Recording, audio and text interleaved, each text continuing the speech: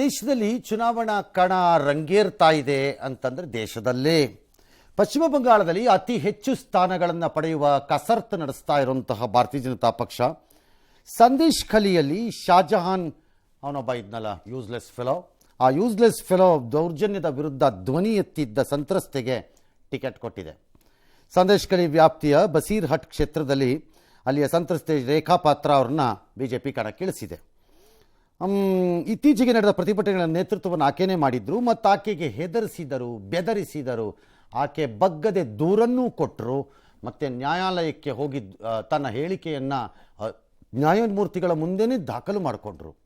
That was an amazing feet ಅದು ನನ್ನ ಪ್ರಕಾರದಲ್ಲಿ. ಅಂದರೆ ಹೆಣ್ಣುಮಗಳೊಬ್ಬಳು ಪಶ್ಚಿಮ ಬಂಗಾಳದಂಥ ಆ ಪ್ರದೇಶದಲ್ಲಿ, these are all very difficult ಪ್ರದೇಶಗಳು ಬದುಕಿ ಬಾಳಲಿಕ್ಕೆ ಯಾರಿಗೂ. ಪಶ್ಚಿಮ ಬಂಗಾಳದ ಕೆಲ ಭಾಗಗಳಲ್ಲಿ ಬದುಕೋದಷ್ಟು ಸುಲಭ ಅಲ್ಲ, ಇಟ್ಸ್ ನಾಟ್ ಈಸಿ. ಅಂಥದ್ರಲ್ಲಿ ಆಕೆ ಮಾಡಿದ್ಲು. ಹಾಗಾಗಿ ಆಕೆಗೆ ತಂದು ಇಟ್ಟರು ಇವರು ಟಿಕೆಟನ್ನು.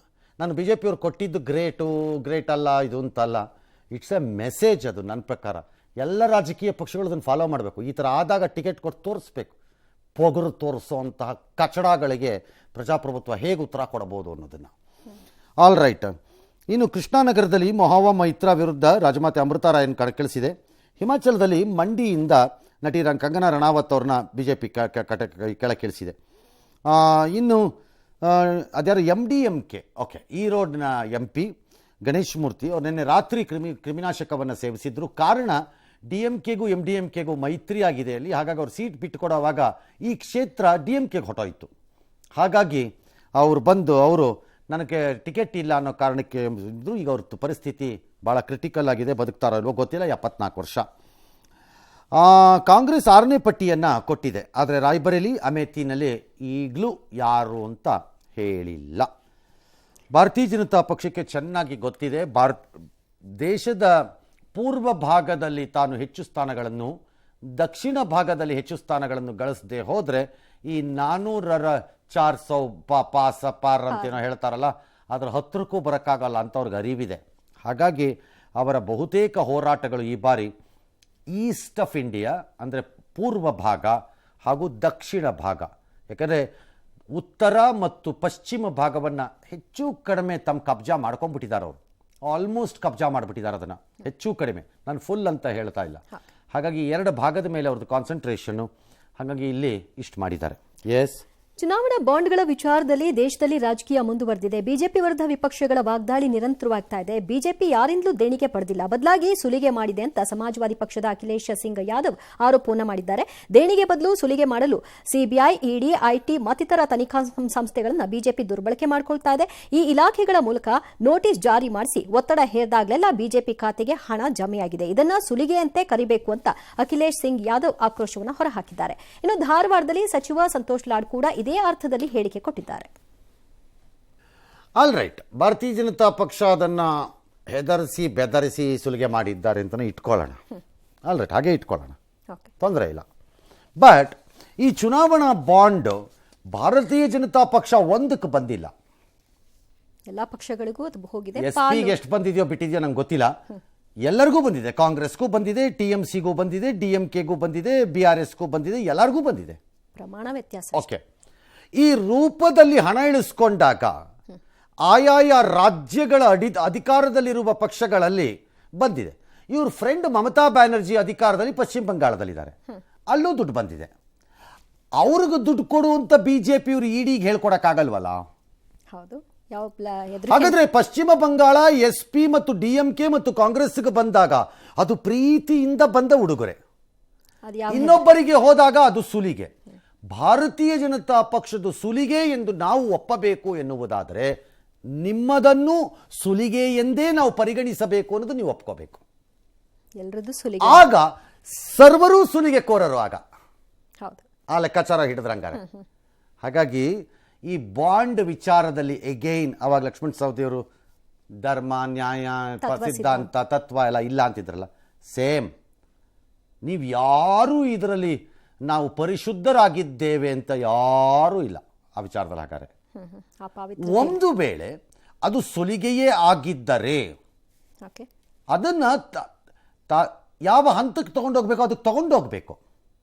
ಚಾಲೆಂಜ್ ಮಾಡ್ಲಿಕ್ಕೆ ಸುಮ್ಮನೆ ಇದು ಸುಲಿಗೆ ಅಂದ ನಿಂದು ನಂದಿಲ್ಲಪ್ಪ, ಬರೀ ರೋಡ್ ಸೈಡ್ ನಂದಿಲ್ಲ, ನಂದೆಲ್ಲ ಯಾಕೆ ನನಗೆ ಬಂದಿದ್ದು ಬರೀ 1600 ಅಷ್ಟೇಪ್ಪ ಓಕೆ ಅಂತ. ಅಂದರೆ ಅರ್ಥ ಪೊಲೀಸ್ನವ್ರ ಹತ್ರ ಇಬ್ಬರು ಕಳ್ಳರು ಗಲಾಟೆ ಮಾಡ್ದಂಗೆ. ಏನಂತ? ಸರ್ ನನ್ನನ್ನು ಯಾಕೆ ಸರ್ ಹಿಡ್ಕೊಂಡಿದ್ದೀರಿ ಅಂತಂದ್ರೆ, ಏಯ್ ಕಳ್ತನ ಮಾಡಿಲ್ವೇನಾ ಅಂತಂದ್ರೆ, ಅವ್ನು ಹಿಡ್ಕೋಬೇಕು ಸರ್ ನೀವು ಅಂತಂದ್ರೆ, ಯಾಕ ಅವನನ್ನ ಯಾಕೆ ಹಿಡ್ಕೋಬೇಕು ಸರ್, ಅವ್ನು ಚಿನ್ನದ ಸರ ಕದ್ದಿರೋದು, ನಾನು ಬರೀ ಬೆಳ್ಳಿದ್ದು ಸರ್ ಕಾಲ್ಗೆಜ್ಜೆ. ಓಕೆ, ಚಿನ್ನಕ್ಕೂ ಬೆಳ್ಳಿಗೂ ವ್ಯತ್ಯಾಸ ಇಲ್ವಾ ಸರ್, ಬಿಡ್ಬೇಕಲ್ವ ನನ್ನ ನೀವು, ಏನು ಸರ್ ಇದು ಅಂತ ಹೇಳ್ದಂಗೆ ಇದೆ ಸ್ಟೋರಿ ಇದು. ಎಸ್, ಅರವಿಂದ್ ಕೇಜ್ರಿವಾಲ್ ಅವರು ಜೈಲಿಂದ ಆಡಳಿತ ಮಾಡ್ತಿದ್ದಾರೆ. ಅದೇನೋ ಒಂದು ಆರ್ಡರ್ ಕೊಟ್ಬಿಟ್ರು ನಿನ್ನೆ, ಅದಕ್ಕೆ ಇಡಿ ಅವರು ಹೇಳ್ತಿದ್ದಾರೆ ಯಾವ ಆರ್ಡರ್ ಕೊಡ್ತಾರ್ರಿ ಅವರು, ಅವ್ರ ಹತ್ರ ಒಂದು ಕಂಪ್ಯೂಟರ್ ಇಲ್ಲ, ಎಂಥದ್ದು ಇಲ್ಲ, ಅಲ್ಲಿ CCTV ಕ್ಯಾಮ್ರಾ ಇದೆ, ಅವ್ರನ್ನ ಯಾರು ಹಂಗೆ ಮೀಟ್ ಮಾಡೋಕ್ಕಾಗಲ್ಲ, ಅವ್ರೇನು ಬರ್ಕೊಡೋಕ್ಕಾಗಲ್ಲ, ಅಲ್ಲಿ ಏನೂ ಇಲ್ಲ. ಅದು ಹೆಂಗ್ರಿ ಆ ಇಡೀ ಆರ್ಡ್ರೇ ಬೋಗಸ್ ಇದ್ದಂಗಿದೆ, ಅದನ್ನು ತನಿಖೆ ಮಾಡ್ತೀವಿ ಅಂತ ಕೂತ್ಕೊಂಡಿದ್ದಾರೆ, ಮಾಡ್ಕೋಬೋದು. ಮತ್ತು ಯಾವ ಅದೇ ಅಬಕಾರಿ ನೀತಿ ಇದೆಯಾ ಅದನ್ನೆಲ್ಲ ಡ್ರಾಫ್ಟ್ ಮಾಡಿದ್ದು ಬರೆದಿದ್ದೆಲ್ಲ ಮೊಬೈಲ್ಗಳಲ್ಲೇ ಬರೆದ್ರಂತೆ. ಹಾಗಾಗಿ ಆ ಮೊಬೈಲ್ಗಳೆಲ್ಲ ಈಗ ನಾಪತ್ತೆ ಆಗಿದೆ ಅಂತ ಇವ್ರದ್ದು ಆರೋಪ.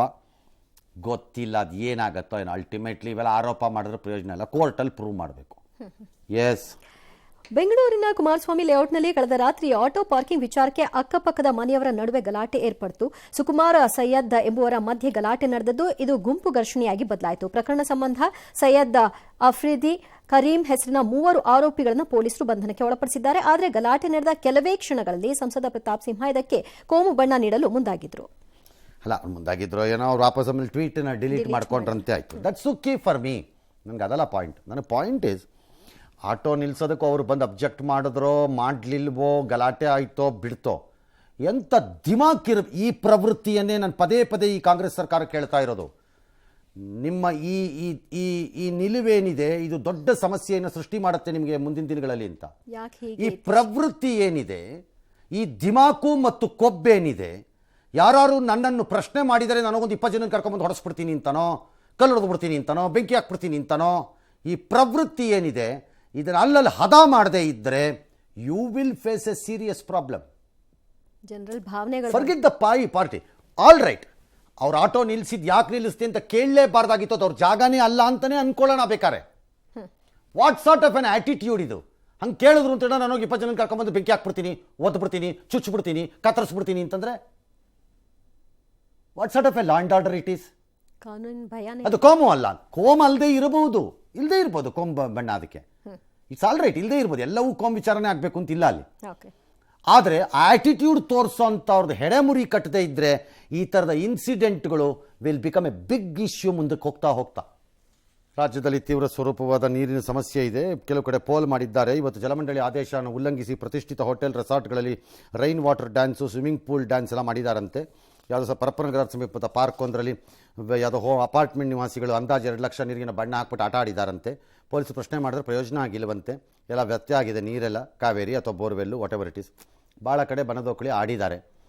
ಆಲ್ ರೈಟ್, ಇದನ್ನು ಆಡಿದ್ದೇ ನಿಜ ಆಗಿದ್ದರೆ, ಅದು ಕಾವೇರಿ ನೀರೇ ಆಗಿದ್ದರೆ, ಅಥವಾ ಬೋರ್ವೆಲ್ ನೀರು ಅವ್ರದ್ದು ಅಪಾರ್ಟ್ಮೆಂಟ್ ಕಾಂಪ್ಲೆಕ್ಸೋ ಅಥವಾ ರೆಸಾರ್ಟೋ ಹೋಟೆಲ್ಲೋ ಯಾವನೋ ಅವನು ಯಾವನರಾಗಿರಲಿ ಅದಾಗಿದ್ದರೆ, ಜಲಮಂಡಳಿಯವರಿಗೆ ತಾಕತ್ತೇನ ಅನ್ನೋದೇನಾದ್ರು ಇದ್ದರೆ, ಶ್ರೀಸಾಮಾನ್ಯರನ್ನ ಬೆದರಿಸಿ ಮಜಾ ನೋಡದೇ ಇರೋ, ಬೆನ್ಮೂಳೆ ಇಲ್ಲದೆ ಇರೋ ಆಫೀಸರ್ಗಳು ಯಾರು ಇದ್ದರೆ ಹೋಗಿ ಅವರ ನೀರುಗಳನ್ನು ಬಂದ್ ಮಾಡಬೇಕು, ಅಪಾರ್ಟ್ಮೆಂಟ್ಗಳದ್ದು ಮತ್ತು ಆ ಹೋಟೆಲ್ದು ಆ ರೆಸಾರ್ಟ್ನ ಕಷ್ಟ ಏನು ಅಂತ ಗೊತ್ತಾಗಬೇಕು, ಬಂದ್ ಮಾಡಬೇಕು. ಅವ್ರ ನೀರನ್ನ ಬಂದ್ ಮಾಡಿ ಅವರ ಬೋರ್ವೆಲ್ಗಳನ್ನು ಸೀಸ್ ಮಾಡಬೇಕು. ಅವಾಗ 1 ವಾರ ಶಿಕ್ಷೆ. ಅದು ಕಾಮನ್ ಸೆನ್ಸ್ ತೋರಿಸಲ್ಲ ಅನ್ನೋದಿದ್ರೆ ಆ ಕೆಲಸ ಮಾಡೋ ತಾಕತ್ತನ್ನು ನೀವು ತೋರಿಸ್ಬೇಕು.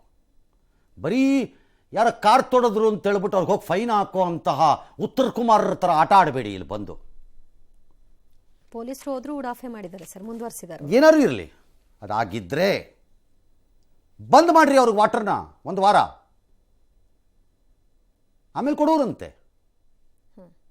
ಅವ್ರ ಬೋರ್ವೆಲ್ಗಳನ್ನು ಸೀಸ್ ಮಾಡಿ, let us see what they will do. ಜವಾಬ್ದಾರಿ ಅನ್ನೋದು ನಮಗೂ ಇರಬೇಕು ಅನ್ನೋ ಕನಿಷ್ಠ ಪ್ರಜ್ಞೆ ಬೇಡವಾ? ಎಸ್, ಜ್ಯೋತಿರ್ಲಿಂಗ ಕ್ಷೇತ್ರದಲ್ಲಿ ಒಂದಾದ ಮಧ್ಯಪ್ರದೇಶದ ಉಜ್ಜಯಿನಿ ಮಹಾಕಾಳೇಶ್ವರ ಮಂದಿರದಲ್ಲಿ ಭಾರೀ ಅಗ್ನಿ ಅವಘಡ ಸಂಭವಿಸಿತು. ಘಟನೆಯಲ್ಲಿ ಅರ್ಚಕರು, ಸಿಬ್ಬಂದಿ ಸೇರಿ ಒಟ್ಟು 13 ಮಂದಿ ಗಾಯಗೊಂಡಿದ್ದಾರೆ. ಗರ್ಭಗುಡಿಯಲ್ಲಿ ಭಸ್ಮಾರತಿ ಧಾರ್ಮಿಕ ವಿಧಿವಿಧಾನ ಪೂರೈಸುವ ಸಂದರ್ಭದಲ್ಲಿ ಅಗ್ನಿ ಅನಾಹುತ ಉಂಟಾಯಿತು. ಗಾಯಾಳುಗಳನ್ನು ಉಜ್ಜಯಿನಿ ಜಿಲ್ಲಾಸ್ಪತ್ರೆಯಲ್ಲಿ ದಾಖಲು ಮಾಡಲಾಗಿದೆ. ಈ ಪೈಕಿ 6 ಮಂದಿಯ ಸ್ಥಿತಿ ಚಿಂತಾಜನಕವಾಗಿದೆ. ಹೀಗಾಗಿ ಅವರನ್ನು ಹೆಚ್ಚಿನ ಚಿಕಿತ್ಸೆಗಾಗಿ ಇಂಧೋರ್ ಆಸ್ಪತ್ರೆಗೆ ಶಿಫ್ಟ್ ಮಾಡಿದ್ದಾರೆ. ದುರಂತ ಹೇಗಾಯಿತು ಅನ್ನೋದರ ಬಗ್ಗೆ ಈಗ ಆಡಳಿತ ಮಂಡಳಿ ತನಿಖೆಯನ್ನ ನಡೆಸೋದಕ್ಕೆ ಮುಂದಾಗಿದೆ. ನ್ಯಾಯಾಲಯದ ಆದೇಶ ಬಂದ ಮೇಲೆ SLC ಪರೀಕ್ಷೆ ಎಲ್ಲ ಇವತ್ತು ಮತ್ತೆ ಸ್ಟಾರ್ಟ್ ಆಯಿತು. ಆ SLC ಏನಿಲ್ಲ, ನ್ಯಾಯಾಲಯದ್ದೇನು ಪ್ರಾಬ್ಲಮ್ ಇರಲಿಲ್ಲ. ಬೋರ್ಡ್ ಎಕ್ಸಾಮ್ ಸ್ಟಾರ್ಟ್ ಆಗಿದೆ. ಇವತ್ತು 98% ಬಂದಿದೆಯಂತೆ. ಇವತ್ತು ಯಾವುದೋ ಸಗರ ಗ್ರಾಮ ಶಾಪುರದಲ್ಲೆಲ್ಲ ಯಾದಗಿರಿ ತಾಯಿ ಮಗ ಇಬ್ಬರು ಎಕ್ಸಾಮ್ ಬರೆದಿದ್ದಾರಂತೆ. ವಂಡರ್ಫುಲ್, ವೆರಿ ಗುಡ್, ತಪ್ಪೇನಿಲ್ಲ.